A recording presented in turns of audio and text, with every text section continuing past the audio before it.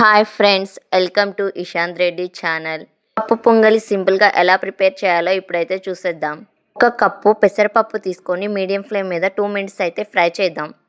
పెసరపప్పు అయితే మంచిగానే ఫ్రై అయిపోయాయి. ఇప్పుడైతే స్టవ్ ఆఫ్ చేసుకొని పక్కన పెట్టుకుందామండి. అయితే ఒక కడాయి తీసుకొని 1 కప్ ఆఫ్ పెసరపప్పుకి 1.5 కప్ ఆఫ్ రైస్ అయితే తీసుకుందాము. నార్మల్ రైస్ కాకుండా కోటాలో ఇచ్చేటటువంటి రైస్ అయితే పప్పు పొంగలి చాలా పర్ఫెక్ట్గా వస్తుంది గైస్. ఈ రైస్నే ట్రై చేయండి. 1 కప్ ఆఫ్ పెసరపప్పుకి 1.5 కప్ ఆఫ్ రైస్ అయితే తీసుకున్నాను. ఈ రైస్ని అయితే నేను ఒక 3 టైమ్స్ వాష్ చేసుకుంటున్నాను. రైస్ అయితే నేను వాష్ చేసుకున్నాను. మనం ముందుగానే వేయించి పెట్టుకున్నటువంటి పెసరపప్పుని ఇప్పుడు ఈ రైస్లో యాడ్ చేద్దామండి. యాడ్ చేసి నేను ఒక 10 మినిట్స్ అయితే ఈ రైస్ని పెసరపప్పుని అయితే నానబెట్టుకుంటున్నాను. ఇలా చేస్తే చాలా పర్ఫెక్ట్గా వస్తుంది పప్పు పొంగలి. పప్పు పొంగల్ అయితే నేను ఈరోజు కుక్కర్లో ప్రిపేర్ చేస్తున్నాను. కుక్కర్లో చాలా సింపుల్గా 5 మినిట్స్లోనే పప్పు పొంగల్ అనేది కంప్లీట్ చేసుకోవచ్చు. అన్నటువంటి బియ్యాన్ని పెసరపప్పుని నేనైతే కుక్కర్లోకి ట్రాన్స్ఫర్ చేసుకున్నాను. వాటర్ అయితే యాడ్ చేస్తున్నాను. 1 కప్ ఆఫ్ రైస్కి 4 కప్స్ ఆఫ్ వాటర్ అయితే పర్ఫెక్ట్గా వస్తుంది. ఇక్కడైతే నేను మీకు హ్యాండ్ పెట్టి చూపిస్తున్నాను ఐడియా కోసం.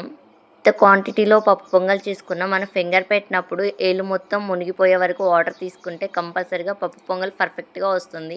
తర్వాత గట్టి కూడా పడదు, లూజ్గానే ఉంటుంది. టేస్ట్కి సరిపడినంత సాల్ట్ అయితే యాడ్ చేసుకోండి. నేనైతే 1 టేబుల్ స్పూన్ ఆఫ్ కల్లుప్పు అయితే యాడ్ చేస్తున్నాను. 3 to 4 విజిల్స్ వచ్చే వరకు అయితే ఉడికించండి. ఇప్పుడైతే పప్పు పొంగలి ఎలా ఉడికిందో మూత తీసి అయితే చూద్దాం. చూస్తే అయితే పర్ఫెక్ట్గా ఉడిపోయింది. 4 విజిల్స్ వరకే ఉంచాను. రైస్ అనేది చాలా మెత్తగా అయితే ఉడికిపోయింది. చూడండి గాయస్, అంతా ఒకసారి అయితే మిక్స్ చేసి చూద్దాం. పప్పు పొంగల్ అంతా లోపల ఎలా ఉడికిందో.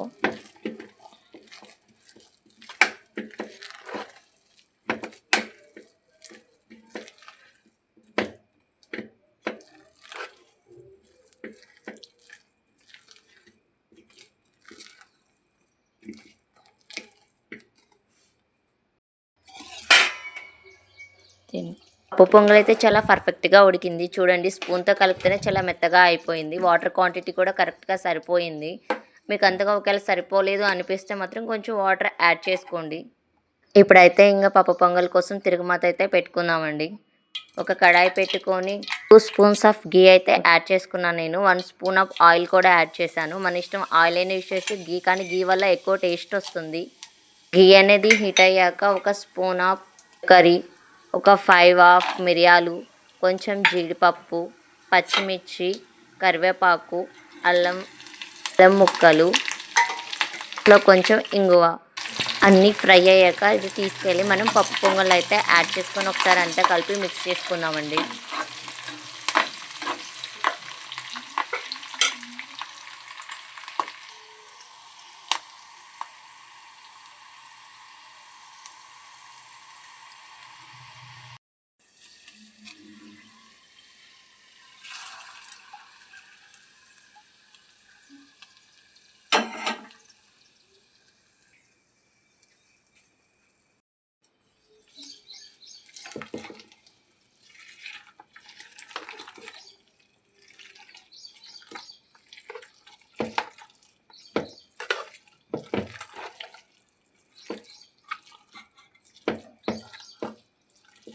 నా వేడి పప్పు పొంగల్ అయితే ప్రిపేర్ చేయడం అయిపోయింది. ఇందులో సాంబార్ కాంబినేషన్ కానీ చట్నీతో కానీ తింటే టేస్ట్ చాలా అంటే చాలా బాగుంటుంది.